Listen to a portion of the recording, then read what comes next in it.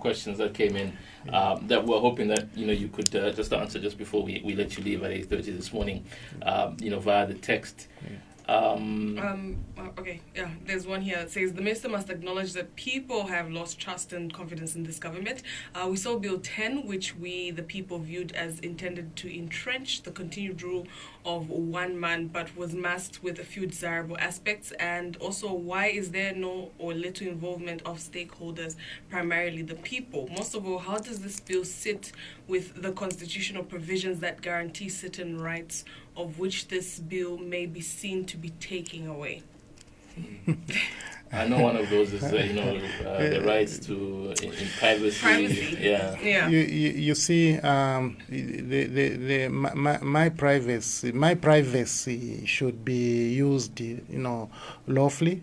For the fact that I'm in my private location, I must not undertake illegal activities. It's as simple as that. But also, this bill is actually going to guarantee the freedoms, in the sense that for those who want to infringe upon other people's freedoms, they'll be dealt with by the provisions of this bill. So I don't know why we are thinking in the opposite. I don't know why people are thinking it's intended at taking away people's freedoms, people's rights, and so on, when in fact it is aimed at enhancing people's rights by providing security in the space where there's little security right now. And I also have a different view about Bill 10 and how it was viewed. This man is saying it was aimed to ensuring that one man could rule for a protracted period. I don't think that is the case, because by providing a chance for young people like you, Roxy, to compete among yourselves, because obviously, Roxy, in Lunte, you can't compete with me. I'm much older than you are, and I'm a little more experienced. And you have more money. Well, I could have a bit more. So Roxy, you may not compete with me. But listen, I'll try. Yeah, but listen, this the Bill 10, had it gone through, was going to provide safe seats for young people like you. It was going to provide safe seats for women. It was going to provide safe seats for people living with disability. Okay, it was going to provide retirement payments, guaranteed retirement payments. It was going to provide. They're not guaranteed right now. They are, but the timing, in terms of timing, you retire, you are paid. You understand? For now, people stay years. Even mines which were privatized years, some of the people have not been paid. You understand? Because you don't have, that provision which coerces the system to undertake the payments as soon as people retire. So I don't see that as an enemy of the people. I see it as being supportive to the people. And even this, why have the people lost trust in a government that is bringing laws or that is promoting a law such as this? Because this is for people. We have got data protection bill right now in Parliament. It's a win for the people. Okay.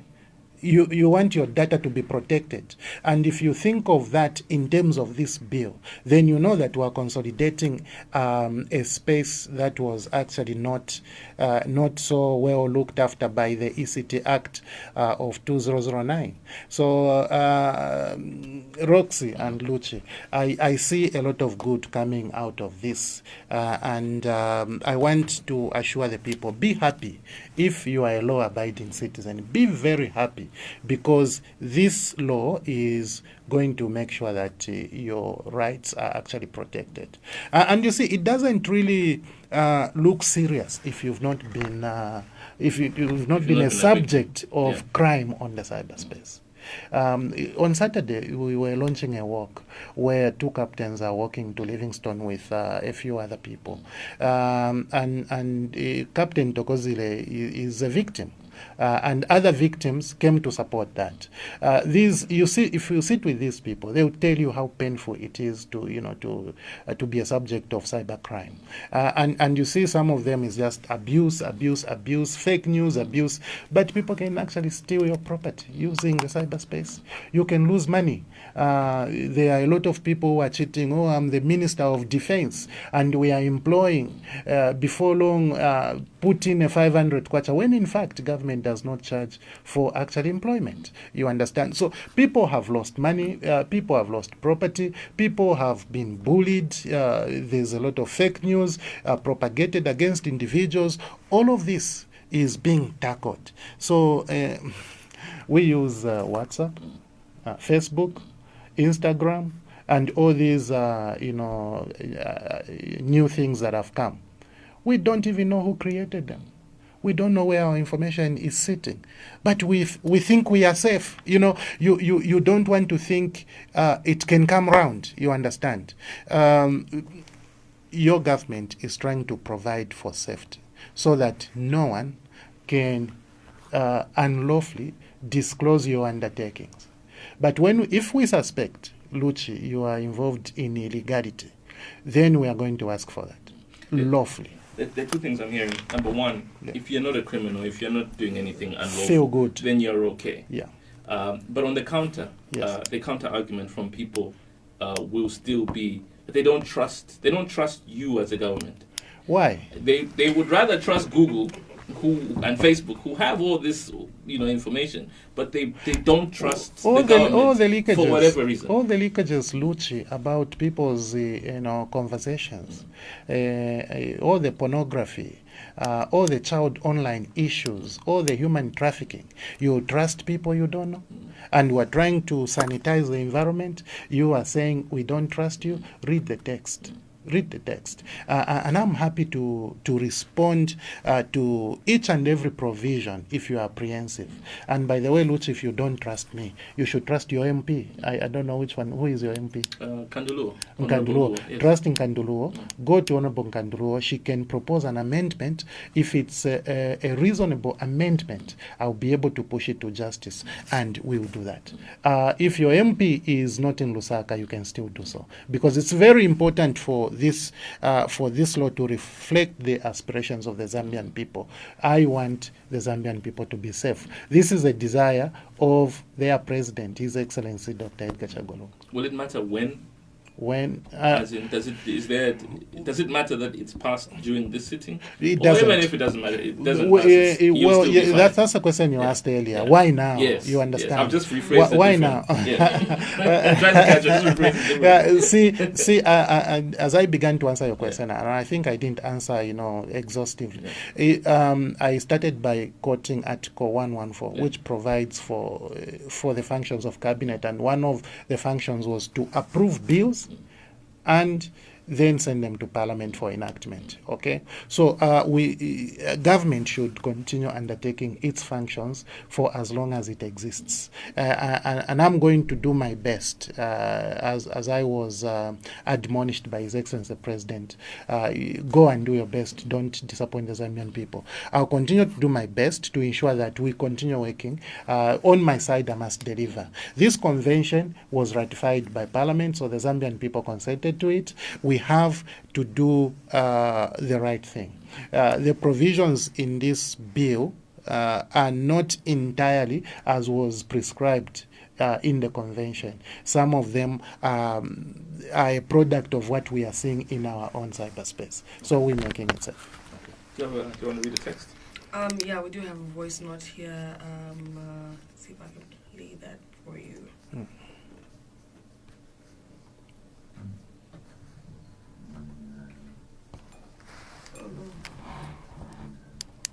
So,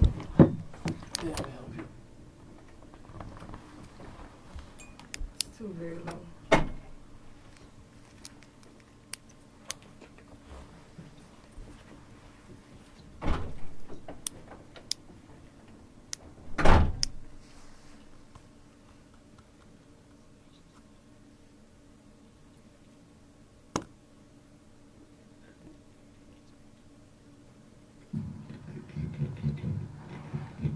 hoping, because the government is on record, for trying to bar all those who are busy, trying to enlighten people on the ills that are happening, or things that the government is not doing right.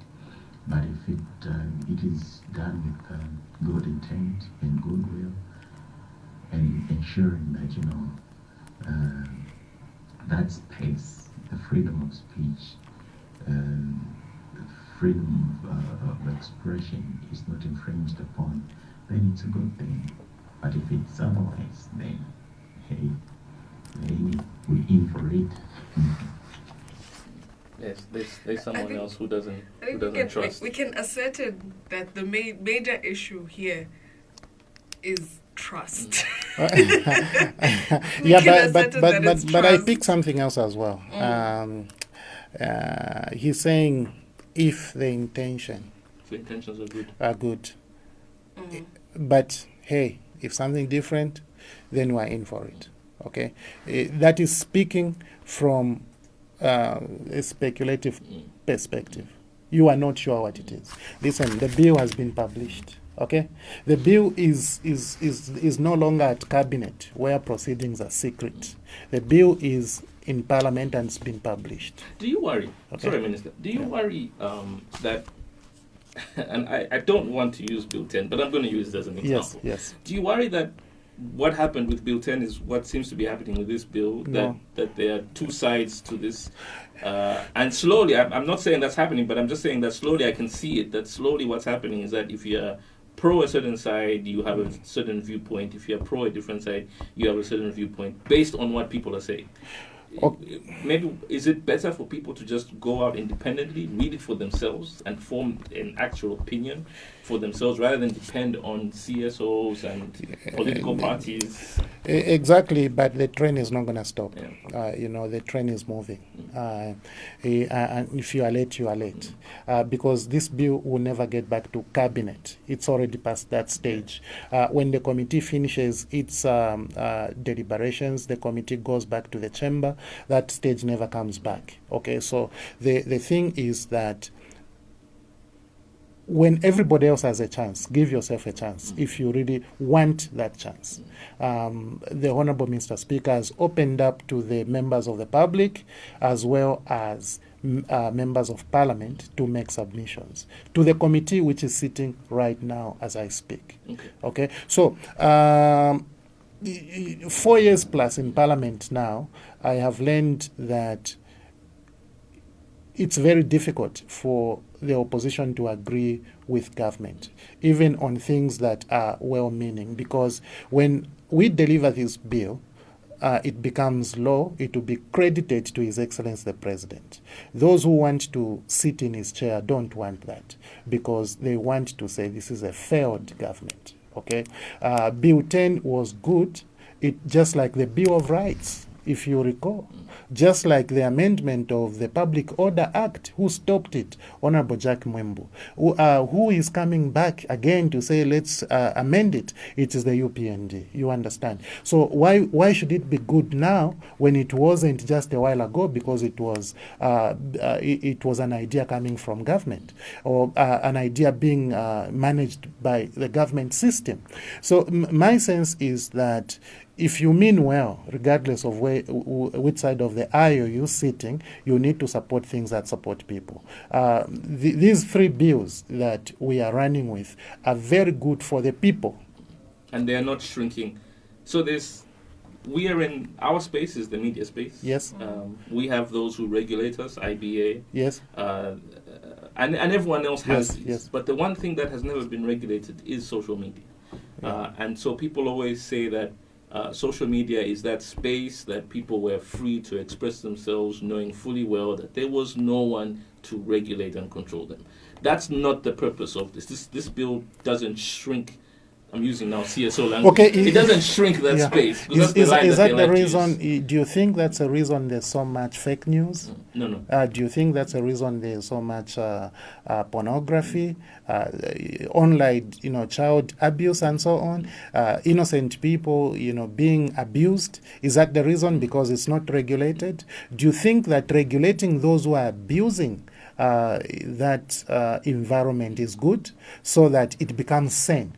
I don't know. You see, if you read an article in this newspaper you bought here, the Daily Mail, it should be attributable to somebody. And listen, you quoted something I said there. Only criminals should be worried about the cyber crimes and cyber security and crimes bill. I say so. You understand? I say it so. So it's not fake. So don't twist the story just because it's on social media. Just say it as I said, because there's an author of a story. You understand? But social media is just part of the story when it comes to the cyber environment. We've got electronic transactions, okay? You've got your own data, which can be stolen, used, misused. You understand?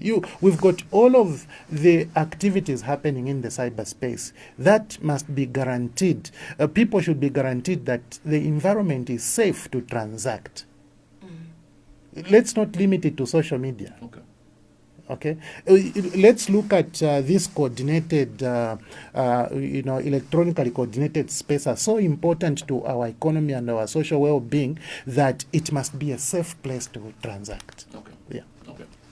I'm happy about the bill, to be honest. The main thing is obviously the protection of the people, but I've been calling for regulation of. I know we shouldn't limit it to social media, but I feel like a lot of people they tend to push boundaries. You know what I mean, in terms of them respecting other people's spaces and it's on good social to hear media. That. Yeah, so it's good to hear that. I'm looking forward to a time when people can have respect for the next person. As much Absolutely. as we're all on a platform where we have the freedom to say what we want to say, we should still have respect for the next person, regardless. Which is what we've consistently said on this show, me and her. Absolutely. Although I'm now buying into it. At the very beginning. At the beginning, I've always talked about people's free speech and expression. But obviously that's changed now. Cheaper internet, cheaper bundles. It's allowed people. And people come from different backgrounds. It's allowed people to believe that because you can't see me, you can insult me. Exactly. Exactly. And also even with the dead people. The way people post pictures of dead people, that really irks me. And I'm so happy that now people won't have to see their relatives lying dead on social media. That's it's horrible. The concern still remains though. Which is protection.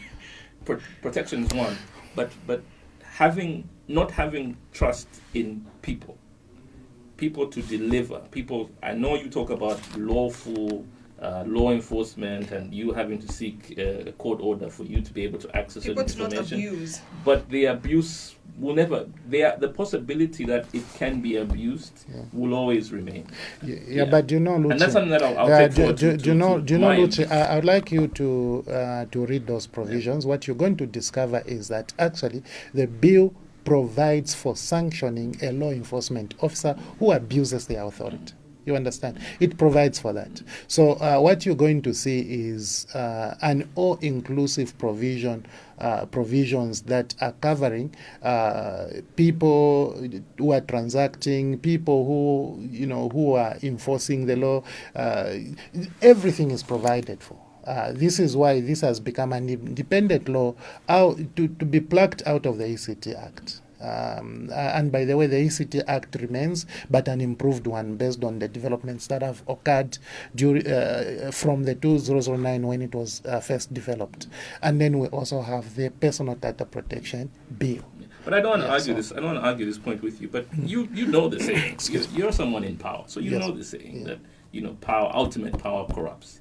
You give power to one person or an individual or an entity to be able to listen to people's conversations, then that you just never know what they might do. So maybe my concern is really the safeguards and just ensuring that those safeguards are so entrenched in the bill that it doesn't allow entities and people to begin to abuse that ability. No, That's where I'm no, concerned. no, it's not ultimate power, Lucy. This is prescribed power. Okay, anything over and above what is prescribed is illegal. Okay, it's illegal. You cannot give absolute power. I don't have absolute power. I'm completely, guided. You understand? Everybody else is guided. Okay, the president is guided, so there's no absolute power. Okay. Yeah. Okay, Minister. Thank you very much. I'm so grateful. Thank you very much for coming on the program this morning. Thank you very much.